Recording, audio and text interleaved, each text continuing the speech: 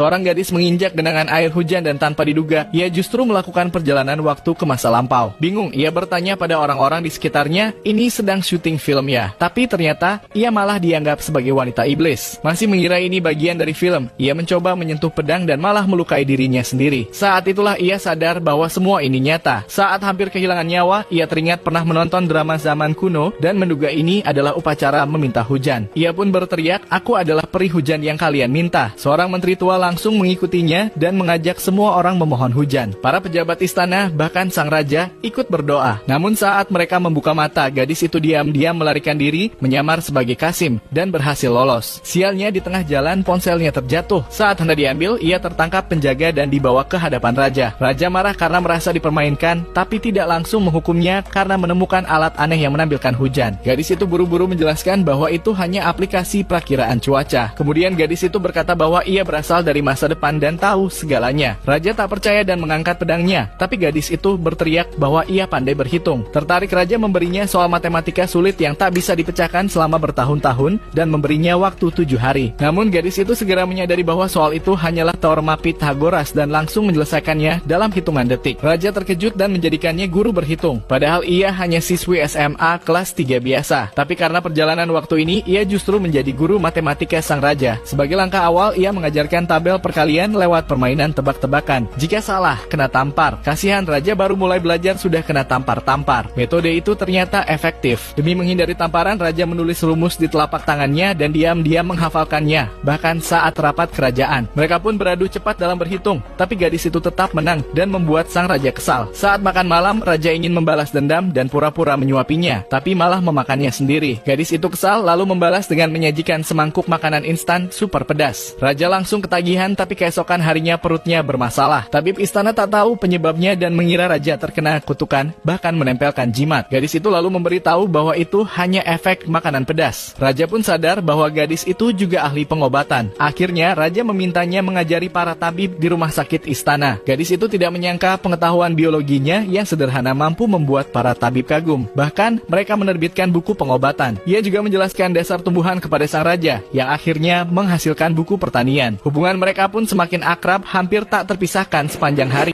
Seorang pria tanpa sengaja menjatuhkan remahan mie ke atas meja berisi miniatur kerajaan. Ia tak menyangka bahwa remahan itu justru masuk ke dalam dunia kecil. Betapa terkejutnya ia saat melihat bahwa di dalam miniatur itu ternyata terdapat kehidupan. Seorang gadis kecil di kerajaan itu mendekat dan menghirup aromanya. Ratu dari kerajaan itu percaya bahwa benda lezat itu adalah berkah dari langit, padahal sebenarnya hanyalah serpihan mie biasa. Beberapa waktu sebelumnya, pria itu memang menerima sebuah paket aneh. Saat dibuka, ia menemukan model kerajaan miniatur di dalamnya. Di sisi lain, sang ratu memerintahkan para pelayan untuk membagi dan mencicipi makanan dari langit tersebut. Kerajaan itu memang sedang mengalami masa paceklik. Melihat kegembiraan rakyat kecil itu saat menyantap mie, sang pria tergerak. Ia mengambil satu kotak penuh mie instan dan menaburkannya langsung ke atas miniatur tersebut. Warga kerajaan pun terperangah saat melihat makanan jatuh dari langit dalam jumlah besar. Seorang penasihat segera memberi laporan pada ratu, langit telah menjatuhkan mie dalam jumlah yang luar biasa ke seluruh wilayah. Berkat itu ancaman kelaparan pun sirna. Namun tepat saat kerajaan bersukacita,